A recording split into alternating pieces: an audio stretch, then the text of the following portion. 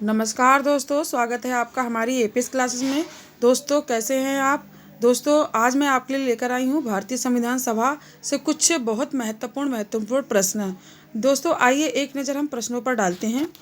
पहला प्रश्न है हमारा, भारत में संविधान सभा का गठन कैबिनेट मिशन के संतुष्टि के आधार पर हुआ था। ठीक है, तो ये 1946 में हुआ था। ठीक है दोस्तों।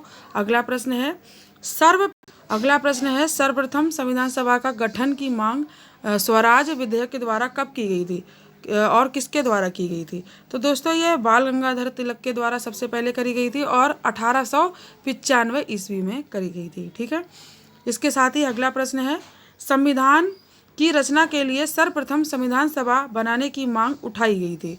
तो ये स्वराज पार्टी के द्वारा 1924 में उठाई गई थी। ठीक है। इसके अलावा संविधान सभा के गठन का विचार रखा गया था सबसे पहले 1934 ईस्वी में। ठीक है, कि संविधान सभा का गठन किया जाएगा, इस पर विचार किया गया था 1934 में। ठीक है। और अगला प्रश्न है, भारतीय राष्ट्रीय कांग्रेस की ओर से पंडित नेहरू ने कब घोषणा की स्वतंत्र भारत के संविधान का निर्माण वयस्क मताधिकार के आधार पर चुनी गई संविधान सभा द्वारा किया जाएगा। तो ये 1938 में करी गई थी। ठीक है दोस्तों।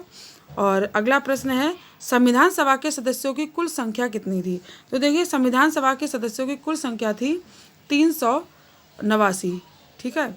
और उसमें से 292 ब्रिटिश प्रांत के थे, 4 चीफ कमिश्नर क्षेत्र के थे और 93 देसी रियासतों के लिए निश्चित की गई थी। ठीक है दोस्तों। अगला प्रश्न है, जुलाई 1946 को संविधान सभा के लिए 296 सदस्यों का चुनाव हुआ। तो ये 208 कांग्रेस, ठीक है, 208 कांग्रेस और 73 सीटें जो थी वो मुस्लिम लीग को मिली थी। संविधान सभा के सदस्यों द्वारा अंतरिम सरकार का गठन कब किया गया। तो जो अंतरिम सरकार का गठन है वो 2 सितंबर 1946 को करा गया था। ठीक है दोस्तों। और लेकिन जो मुस्लिम लीग है वो 26 अक्टूबर 1946 को अंतरिम सरकार में शामिल हुई थी। ठीक है दोस्तों। संविधान सभा का एक सदस्य का प्रतिनिधित्व करता है 10 लाख आबादी। ठीक है दोस्तों। संविधान सभा का एक सदस्य का प्रतिनिधित्व कौन करता है, 10 लाख आबादी के बराबर। ठीक है दोस्तों। संविधान सभा में महिला सदस्य की संख्या थी 15 और संविधान सभा में सिख समुदाय के सदस्यों की संख्या थी 4। ठीक है। और कौन सी देसी रियासत का प्रतिनिधित्व संविधान में शामिल नहीं हुआ, तो वो हैदराबाद था। ठीक है। जो देसी रियासत थी हैदराबाद रियासत से कोई भी संविधान सभा में शामिल नहीं हुआ था। ठीक है। और संविधान सभा की प्रथम बैठक जो हुई थी वो 9 दिसंबर 1946 को हुई थी। दोस्तों संविधान सभा की बैठक कहाँ हुई थी, ये नई दिल्ली के काउंसिल चैम्बर पुस्तकालय में हुई थी। ठीक है। संविधान सभा की बैठक कहाँ हुई थी, नई दिल्ली के काउंसिल चैम्बर पुस्तकालय में हुई थी। ठीक है। और संविधान सभा के अस्थायी अध्यक्ष जो थे उस समय डॉक्टर सच्चिदानंद को जो है चुना गया था। ठीक है। इसके साथ ही संविधान सभा के स्थायी अध्यक्ष के रूप में डॉक्टर राजेंद्र प्रसाद को चुना गया। और 3 जून 1947 को देश बंटवारा होने के बाद संविधान सभा में कुल सदस्य नियुक्त किए गए थे, उनकी संख्या कितनी थी। तो दोस्तों 324 थी, जिसमें से 235 प्रांतों में से थे और 89 देसी रियासत में से थे। ठीक है। और संविधान सभा का पुनर्गठन जो है वो 31 अक्टूबर 1947 को हुआ था। ठीक है। अगला प्रश्न है, संविधान सभा का पुनर्गठन के बाद सदस्य संख्या कितनी थी। तो जब संविधान सभा का पुनर्गठन हुआ था तो उस वक्त जो थी कुल संख्या 299 थी, जिसमें से 229 राज्यों और 70 देसी रियासत जो देसी रियासत हैं उसमें नियत की गई थी। ठीक है दोस्तों। इसके साथ ही अब हम पढ़ते हैं अगला चैप्टर के क्वेश्चंस, संविधान सभा के कार्य। ठीक है। संविधान सभा के कार्य, संविधान सभा की कार्रवाई जो है वो 13 दिसंबर 1946 को जवाहरलाल नेहरू द्वारा प्रस्तुत उद्देश्य प्रस्ताव से प्रारंभ हुई थी। ठीक है। संविधान सभा की जो कार्रवाई कब और कहाँ और किससे शुरुआत हुई थी, 13 दिसंबर को शुरू हुई थी 1946 को, ठीक है, और जवाहरलाल नेहरू के द्वारा शुरू की गई थी और प्रस्तुत उद्देश्य प्रस्ताव से प्रारंभ हुई थी, ठीक है। संविधान सभा को स्वीकृति प्रदान कब की गई थी? तो 22 जनवरी 1947 को संविधान को स्वीकृति प्रदान की गई थी, ठीक है दोस्तों। इसके अलावा संविधान सभा के संवैधानिक सलाहकार कौन हैं? तो V.N. राव, ठीक है। और प्रारूप समिति का गठन कब हुआ था? 29 अगस्त 1947 को प्रारूप समिति का गठन किया गया था, ठीक है। प्रारूप समिति ने विचार विमर्श के लिए कब संविधान सभा में अपनी रिपोर्ट पेश की थी? तो 21 फरवरी 1948 को प्रारूप समिति ने विचार विमर्श के लिए संविधान सभा में अपनी रिपोर्ट पेश की थी, ठीक है। और संविधान सभा के प्रारूप में बहस कितने दिन चली? तो ये केवल 114 दिन तक चली थी, ठीक है। संविधान सभा बनने का प्रयास 2 वर्ष 11 माह 18 दिन तक लगा, ठीक है। प्रारूप समिति के अध्यक्ष कौन थे? भीमराव अंबेडकर थे, जो कि पश्चिम बंगाल से संविधान सभा के लिए चुने गए थे, ठीक है। दोस्तों अगला प्रश्न है, संविधान निर्माण में कितना खर्चा आया था? तो 63,96,729 रुपया आया था, ठीक है। और अगला है, संविधान सभा में उपस्थित 284 सदस्यों के हस्ताक्षर से संविधान को स्वीकृति प्रदान कब की गई थी? तो ये 26 नवंबर 1949 को प्रदान की गई थी स्वीकृति, ठीक है। अगला प्रश्न है, संविधान सभा की अंतिम बैठक कब हुई थी? तो संविधान सभा की अंतिम बैठक 24 जनवरी 1950 को हुई, ठीक है। अगला प्रश्न है, प्रथम राष्ट्रपति कौन चुने गए? तो प्रथम राष्ट्रपति डॉक्टर राजेंद्र प्रसाद चुने गए। अगला प्रश्न है, संविधान लागू करने का दिन 26 जनवरी को क्यों चुना गया? तो 26 जनवरी को 1930 को स्वतंत्रता दिवस मनाने का आह्वान किया गया था, इसीलिए 26 जनवरी को जो है संविधान लागू करने का दिन चुना गया था, ठीक है दोस्तों। अगला प्रश्न है, संविधान पर कितने सदस्यों द्वारा महिला हस्ताक्षर किए गए थे? तो 8 महिलाओं के द्वारा संविधान पर जो है 8 महिला सदस्यों के द्वारा हस्ताक्षर किए गए थे, ठीक है। अगला प्रश्न है, संविधान सभा में कितने अनुसूचित जनजाति के सदस्य को निर्वाचित किया गया था? तो 33, ठीक है। और अगला प्रश्न है, संविधान सभा में कितने अनुसूचित जाति के सदस्य निर्वाचित थे? तो 26, ठीक है। संविधान सभा में बिहार से निर्वाचित राजेंद्र प्रसाद थे और सच्चिदानंद सिन्हा थे और जगजीवन राम थे, ठीक है।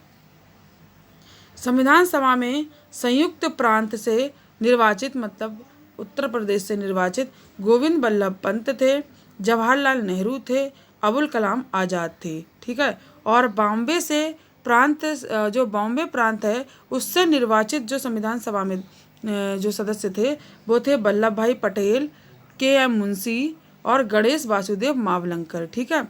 अगला प्रश्न है, मद्रास प्रांत से निर्वाचित जो सदस्य थे संविधान सभा के वो थे नीलम संजीव रेड्डी, पट्टाभी सीताराम मैया और T.T. कृष्णाचार्य, ठीक है। अगला प्रश्न है संविधान के स्रोतों से, ठीक है, और ये है भारत के संविधान में सर्वाधिक प्रभाव, ठीक है, कब हुआ दिखा था? तो भारत शासन अधिनियम 1935 में दिखा था, ठीक है। जो भारत के संविधान में सबसे ज़्यादा जो प्रभाव दिखा था वो 1935 अधिनियम में दिखा था, जो भारत शासन के द्वारा था, ठीक है। अगला प्रश्न है कि संविधान में अपनाई गई संसदीय प्रणाली एकल नागरिकता, स्पीकर एवं विधि निर्माण प्रक्रिया आदि का प्रावधान कहाँ से लिया गया है? तो ये ब्रिटेन से लिया गया है, ठीक है। अगला प्रश्न है, संविधान सभा की सर्वोच्चता, मौलिक अधिकार, न्यायिक पुनरावलोकन और निर्वाचित राष्ट्रपति, राष्ट्रपति पर महाभियोग, उपराष्ट्रपति और न्यायपालिका की स्वतंत्रता, ये सब अमेरिका से लिए गए हैं। ठीक है दोस्तों। इसके अलावा मौलिक कर्तव्य का प्रावधान ये रूस से लिया गया है। और संविधान संशोधन की प्रक्रिया का प्रावधान दक्षिण अफ्रीका से लिया गया है। आपातकाल संबंधी प्रावधान जर्मनी के वीमर संविधान से लिया गया है। विधि द्वारा स्थापित प्रक्रिया जापान से ली गई है। ठीक है। और समवर्ती सूची ऑस्ट्रेलिया से लिया गया है। केंद्र व राज्य के बीच संबंध ऑस्ट्रेलिया से लिए गए हैं। प्रस्तावना की भाषा ऑस्ट्रेलिया से लिया गया है। ठीक है। संघात्मक शासन कनाडा के संविधान से लिया गया है। अवशिष्ट शक्तियों के केंद्र के पास हैं, ये भी कनाडा के संविधान से लिया गया है। ठीक है। और राज्य के नीति निर्देशक तत्व हैं जो वो आयरलैंड से लिए गए हैं। और राष्ट्रपति निर्वाचक मंडल ये आयरलैंड से लिया गया है। राज्यसभा में राष्ट्रपति द्वारा मनोनीत सदस्य का प्रावधान आयरलैंड से लिया गया है। दोस्तों अब बात करते हैं संविधान की अनुसूचियों से कुछ प्रश्नों पर। ठीक है दोस्तों। भारत के मूल संविधान में जो अनुसूचियाँ थीं जब संविधान सभा के समय जब संविधान बना था तब तो 8 अनुसूचियाँ थी। ठीक है। और अब वर्तमान में इनकी संख्या जो है वो 12 हो गई है। ठीक है। और दोस्तों वर्तमान में संविधान में अनुसूचियाँ जो हैं वो कितनी हैं? 12 हैं। और भारतीय संघ में 28 राज्यों व 8 केंद्र शासित प्रदेशों का उल्लेख प्रथम अनुसूची में किया गया है। ठीक है दोस्तों। भारतीय राज्य व्यवस्था के पदाधिकारियों जैसे राष्ट्रपति, उपराष्ट्रपति, राज्यपाल, न्यायालयों के न्यायाधीश आदि के वेतन भत्तों की बात जो करी गई है वो द्वितीय अनुसूची में करी गई है। ठीक है दोस्तों। अगला प्रश्न है राष्ट्रपति व राज्यपाल के वेतन भत्तों के लिए जो शब्द का प्रयोग वेतन ना कह के कुछ और बोला गया तो वो उपलब्धि बोला गया है। ठीक है। और भारतीय राज्य व्यवस्था के पदाधिकारियों के जो पदाधिकारियों के द्वारा पद ग्रहण के समय की ली जाने वाली पद एवं गोपनीयता की शपथ का उल्लेख किया गया है वो तीसरी अनुसूची में किया गया है। ठीक है दोस्तों। भारत का राष्ट्रपति जो है वो अनुच्छेद 60 में है। भारत का उपराष्ट्रपति अनुच्छेद 69 में है। ठीक है। इसके अलावा भारत का जो राज्यपाल है वो अनुच्छेद 159 पद व गोपनीयता की शपथ ग्रहण करता है। और राज्य व संघीय क्षेत्रों के राज्यसभा प्रतिनिधित्व का विवरण जो है वो 4थी अनुसूची में है। ठीक है। अनुसूचित क्षेत्रों और अनुसूचित जनजाति क्षेत्रों के प्रशासन संबंधी प्रावधान है वो 5वीं अनुसूची में है। ठीक है। और मिजोरम, त्रिपुरा, असम व मेघालय राज्यों के जनजाति क्षेत्रों के प्रशासन संबंधी जो प्रावधान है वो 6ठी अनुसूची में है। ठीक है दोस्तों। इसके अलावा राज्यों व केंद्र के बीच शक्तियों का विभाजन संबंधी 3 सूचियों का उल्लेख जो संघ सूची, राज्य सूची, समवर्ती सूची में किया गया है वो कौन सी अनुसूची में आता है? वो 7वीं अनुसूची में आता है। ठीक है।